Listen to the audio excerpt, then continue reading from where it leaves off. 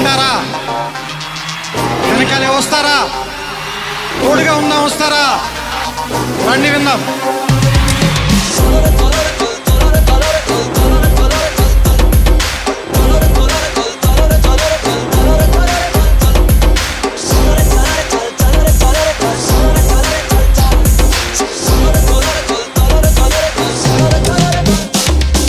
మిత్రమా, అసలే చీకటి, ఇల్లేమో దూరం, దారంతా గోతులు, చేతిలో దీపం లేదు, ధైర్యమే ఒక్క వచ్చం.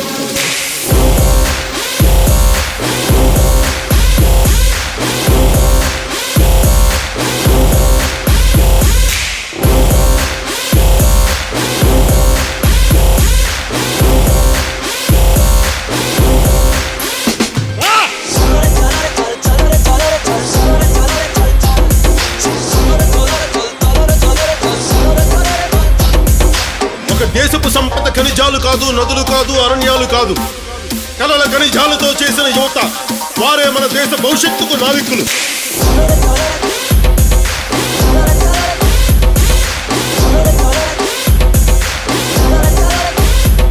మన ఆత్మ గౌరవాన్ని దెబ్బతీసే వాళ్ళకి ఇదే చెప్తాం.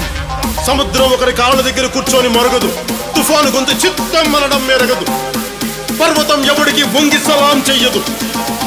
నేను పిడిగినంత మట్టే కావచ్చు, కానీ గొంతెత్తితే ఒక దేశపు జెండా కొన్నంత పొగరుంది.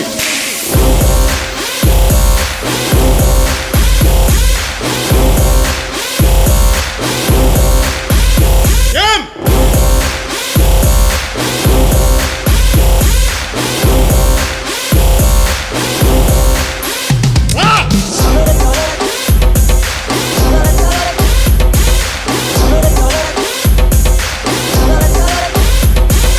ప్రజల ఓట్లతో అందలం ఎక్కిన నాయకులకి మనం చెప్పదలుచుకున్నది ఒకటే: దేశం మాకు గాయాలిచ్చినా మీకు మేము పువ్వులిస్తున్నాం.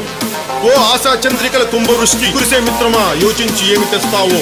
మా అందరి కోసం ఓటు అనే బోర్డు మీద ఒక సముద్రమే దాటావు. మరొక మిత్రమా, మరొక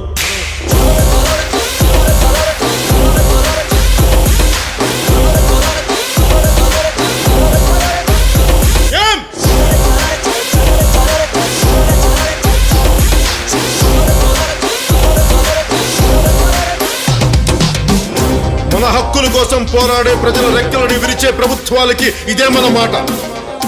రాహు పట్టిన పట్టొక సెకండు అఖండమైన లోక బాంధవుడు అసలే లేకుండా పోతాడా? మూర్ఖుడు గడియారంలో ముళ్ళు కదలనీకుంటే ధరాగమన మంత్రితో తల క్రిందైపోతుందా? పాలకుల కూటమికి ఒక త్రుటికాలం జయం వస్తే విశ్వ సృష్టి పరిణామం విచ్ఛిన్నమవుతుందా? ధనుజు లోకమేకంగా దారి కట్టంగా నిల్చుంటే నరజాతి ప్రస్థానం పరిసమాప్తమవుతుందా?